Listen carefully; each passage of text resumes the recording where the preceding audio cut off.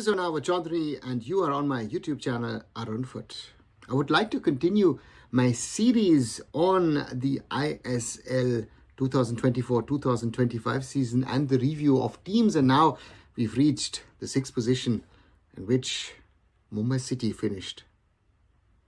They got just about into the playoffs in a season where Petr Kratky and his men had on and off performances, and more off than on. And if I have to say what has been the best in this season gone by for Mumbai City, then it is this jersey. Yeah, most probably one of the best, maybe the best ever jersey a club has made in the Indian Super League, because yeah, it's just beautiful. The color coding, the color combination, some might not like it, but I just love it.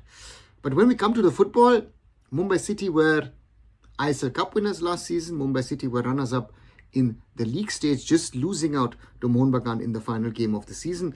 So therefore, they were seen as a potential threat to the Mariners once again.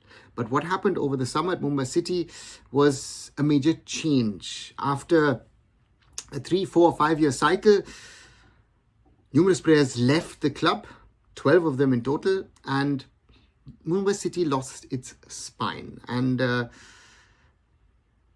pre-season didn't go well, quite a few key injuries, and it seemed like the team was struggling to settle. It did settle once in a while, but somehow or the other, I would say it was an unsettled season, and finishing in the top 6 most probably was a success for this team in the way that it was. And if we look at the players, if we start with the goalkeepers, Purba Lachempa remained initially number 1. TP Renesh was signed as a number 2.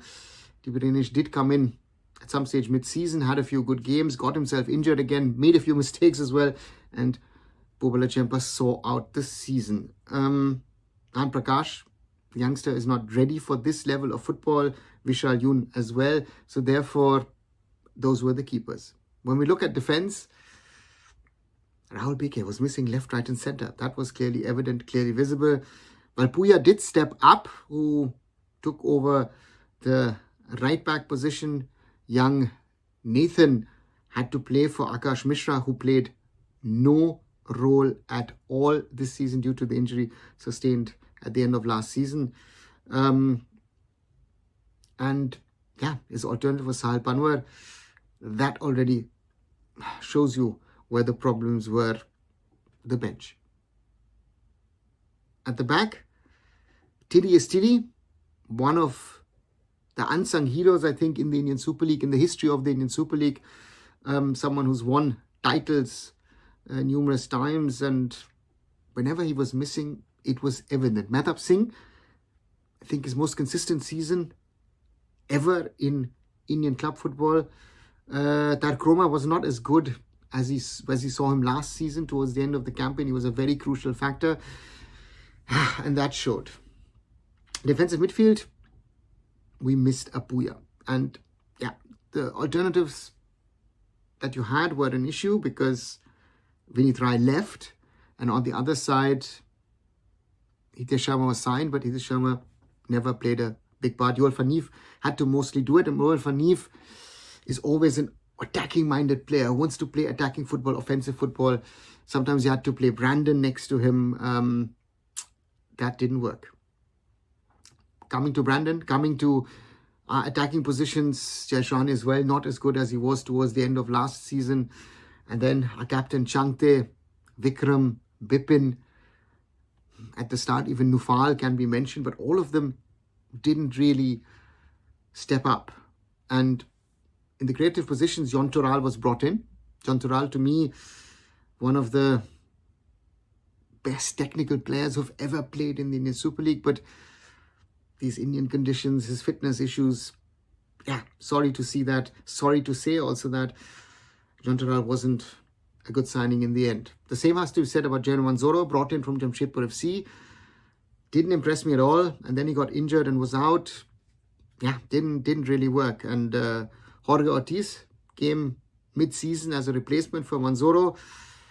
Ortiz also not as good as we've seen him in the past. And then We go into the striking position. It was either Greek striker Nikolaos Karelis, and at the start of the season, Ayush Chikara, the young Indian striker, was missing but came in towards the end.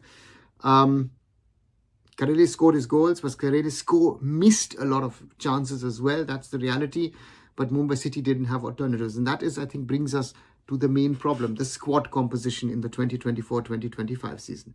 Kratki, as well as the team under Sujay Sharma, have to question themselves because this team wasn't a team. I had hoped that some of the younger players would step up. Hitesh Sharma has been named, maybe a Sanjeev Stalin, a Franklin Nazareth, Shubhran Das, Ishan Shishodia, Yamanikum, Nufal, a lot of young Indian players, but none of them, Nathan being the exception really, stepped up, really made it count in the ISL. And that, I think, was Mumbai City's biggest problem. Last season, they could count on their bench. They could count on their number 15, 16, 17 this season.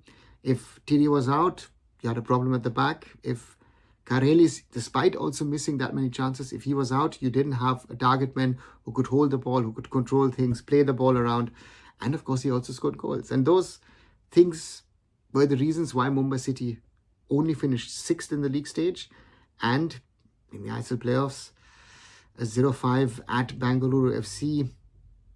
Sums up the season. Sadly, it wasn't a good one. And hopefully, Mumbai City FC regroup in the summer. What do you guys think? Do you agree? Do you disagree with me? Do you have some different viewpoints? Write them down in the comments below. And as always, like, share, and subscribe Arunfoot here on YouTube. Visit my other social medias. Visit arunfoot.com. And I'll be back very soon. Arunava Chaudhuri signing off. Bye for now.